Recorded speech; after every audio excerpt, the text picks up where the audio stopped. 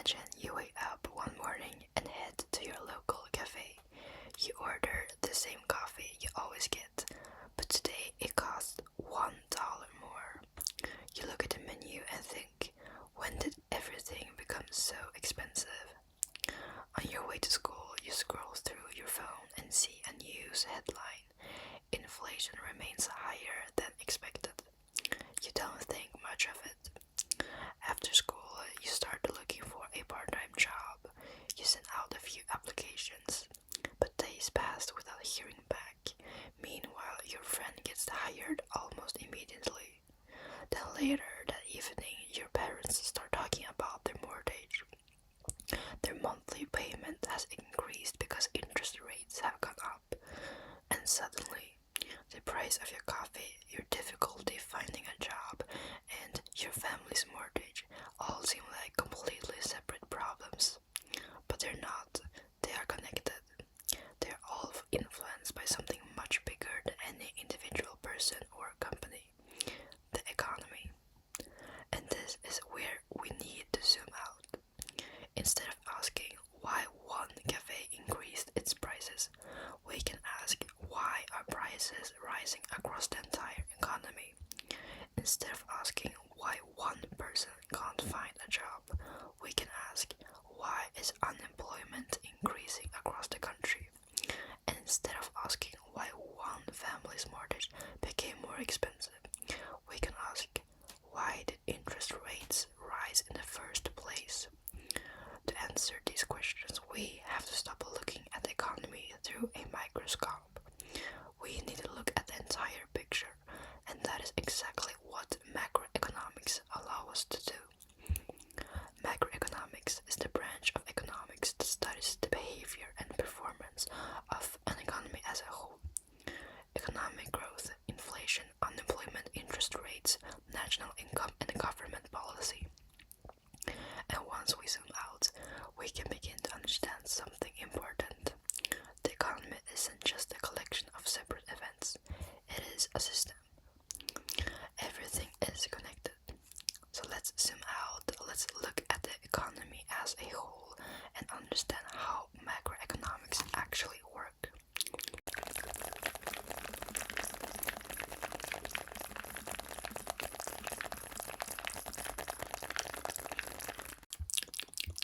Let's start with the word itself. Macro means large. So while microeconomics might ask, why did your name decide to buy a cheaper phone? Macroeconomics asks, why are consumers across an entire country spending less? Imagine millions of consumers deciding to spend less money at the same time. Businesses could experience lower sales. They may produce less, they might stop hiring. Some could even lay off workers. Unemployment could rise, and eventually the entire economy could slow down. This is one of the central ideas of macroeconomics. Individual economic decisions interact to create outcomes at the level of the entire economy. And then I have my first tip for you when you're looking or applying to jobs.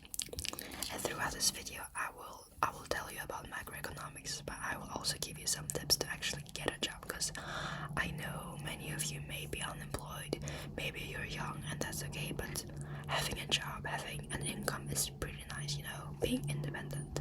So my first tip is to make a new CV for each position you are applying to. This makes you look like you're actually interested in the job and are suitable. Let's say you want to apply as a cashier.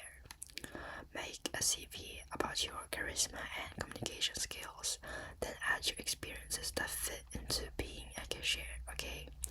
Or let's say a tutor. Tell them about your grades, study hacks you use, and that you are amazing at explaining things. This way you look like the perfect person for the role, and you are hired. But let's continue. So what exactly are economists looking at? Well, there are several major indicators. The most important ones include GDP, inflation, unemployment, and interest rates. So let's start with GDP.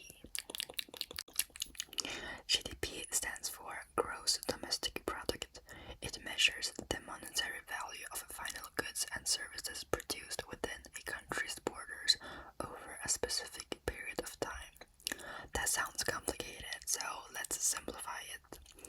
Imagine an economy produces $10 million worth of food, $20 million worth of cars, and $70 million worth of services. The country's GDP would be around $100 million. GDP therefore gives us an idea of the size of an economy and how much economic activity is taking place. But economists are often more interested in something slightly different: GDP growth. If a country's GDP increases from one year to the next, the economy has experienced economic growth. For example, imagine a country's GDP is $1 trillion one year and $1.03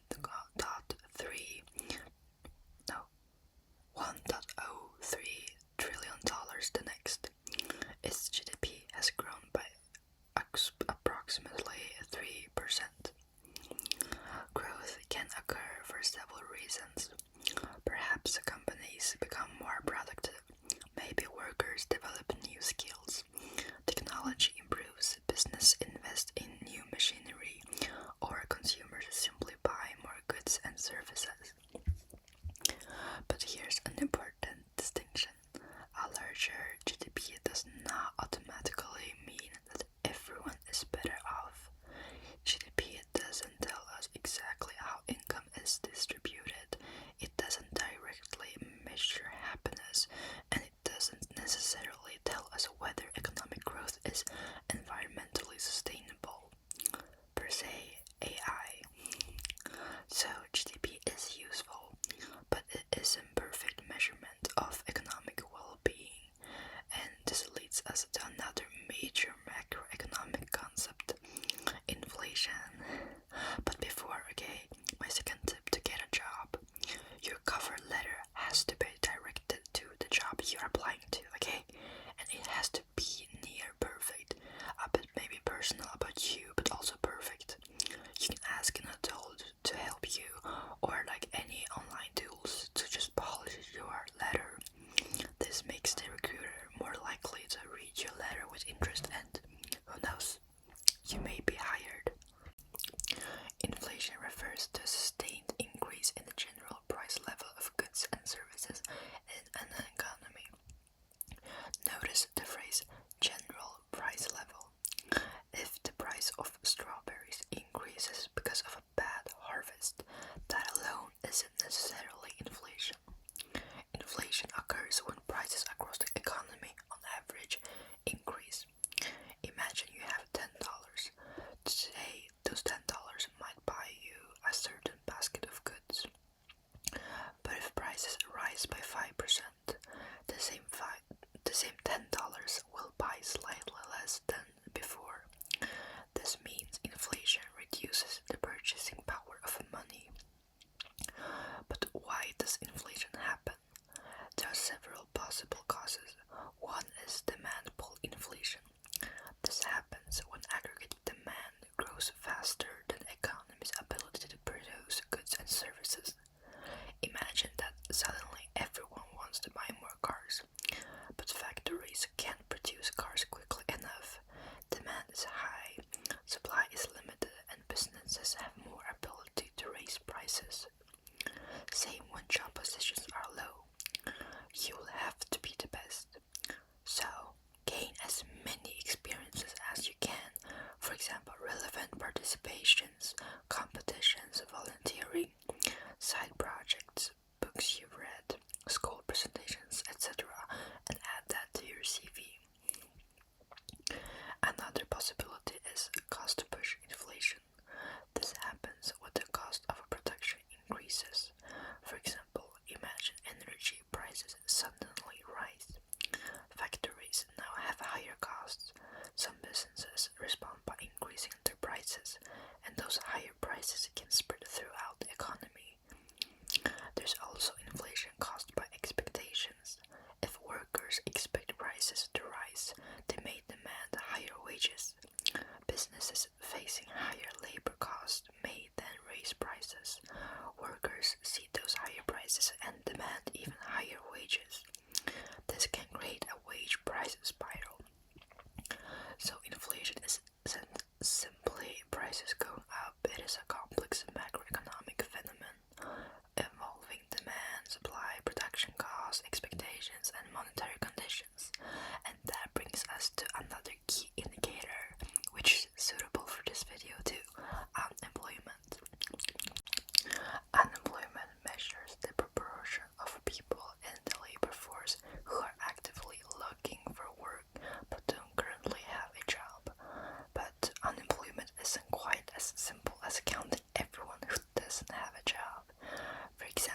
A student who isn't looking for work is generally not considered unemployed. Someone who has retired isn't unemployed either. Economists distinguish between different types of unemployment. One is frictional unemployment. This happens when people are temporarily between jobs. Imagine someone leaves their job to find a better one. They're unemployed for a few weeks while searching. Maybe that's you, who knows? Or maybe you're a student. Another type is structural unemployment. This happens when the skills workers have doesn't match the skills employers need. For example, imagine an industry becomes heavily automated. Workers whose jobs disappear may not immediately have the skills required for the new jobs created by technological change. Then there's cyclical unemployment. This is when associated with economic downturns. When an economy enters a recession, consumers may spend less, businesses sell less, production falls, and companies may reduce their workforce. This is why unemployment is closely connected to the overall state of the economy. And this brings us to one of the most important ideas in macroeconomics, the business cycle. But firstly, another tip to get a job. So don't ask yourself, what job can I get? Instead ask, what problem can I solve for an employer? For example, instead of saying I'm a student looking for a part-time job, hello, hire me, you could say I'm a student with experience in tutoring and waitressing or whatever experience you have. And I'm looking for a part-time role where I can contribute to customer service or, I don't know, communication or just help in any way. And that immediately gives the employer a reason to consider you. Economic activity doesn't usually move in a perfectly straight line. Instead, economies experience periods of expansion and contraction. This is known as the business cycle. During an expansion, GDP tends to increase. Businesses invest, employment rises, consumers often spend more. Confidence is generally stronger. Eventually, however, growth can slow down. If economic activity falls significantly, we may enter a recession. During a recession, businesses may reduce investment, consumers may become more cautious, unemployment can increase, and GDP can decline. After a downturn, the economy can begin recovering, investment increases, employment improves, consumers spend more, and economic activity begins expanding again. This creates a cycle of expansion, slowdown, recession, recovery, expansion, etc. Of course, real economies are much more complicated than this simple pattern. Some recessions are caused by financial crisis, others can be caused by political events, wars, pandemics. The important point is that economies are dynamic, they are constantly changing, and governments and central banks attempt to influence these changes. This is where economic policy becomes important. And there's two major tools a country can use are fiscal policy and monetary policy. However, I will not go through this today because I already have one whole video about that. So go and check that out if you're interested in these two policies that can help the economy. So at this point you might be thinking, okay, but why should I care about macroeconomics? Well, because macroeconomics affects your everyday life. Imagine you're a student looking for your first job. The state of the economy affects how many businesses are hiring and the probability of you actually getting a job. Macroeconomics isn't just about abstract graphs and complicated economic models. It helps explain why the world around you behaves the way it does. So let's bring everything together. Macroeconomics studies the economy as a whole. It examines economic growth, inflation, unemployment, interest rates, national income, and economic policy. helps us measure economic activity. Inflation tells us how the general price level is changing. Unemployment tells us about conditions in the labor market. But perhaps the most important lesson is this: the economy is a system. A change in one part can affect everything else.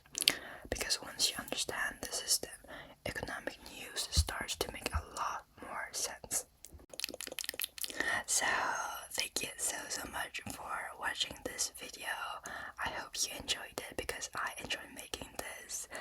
And the last video I made before I took the social media break, so this one is the first video I made after it.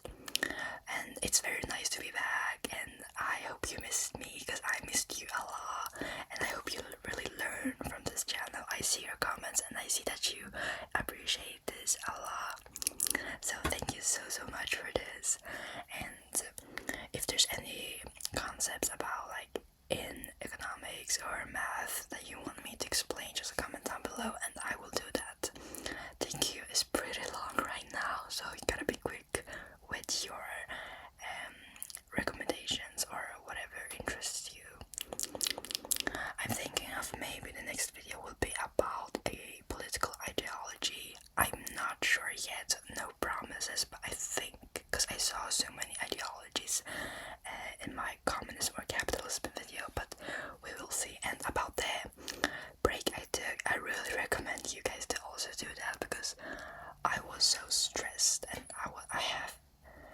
I deal with anxiety sometimes, and just taking a break from social media really helps you, and you just connect with yourself and you start to connect with the rest of the world. You're actually being present, because with the phone there, with, I don't know, TikTok, YouTube, I don't know what else, Insta, like, it's so hard to actually know who am I, or like, wow, what am I feeling? Because sometimes you may read something online and you just think that's how you feel, but you're just applying it there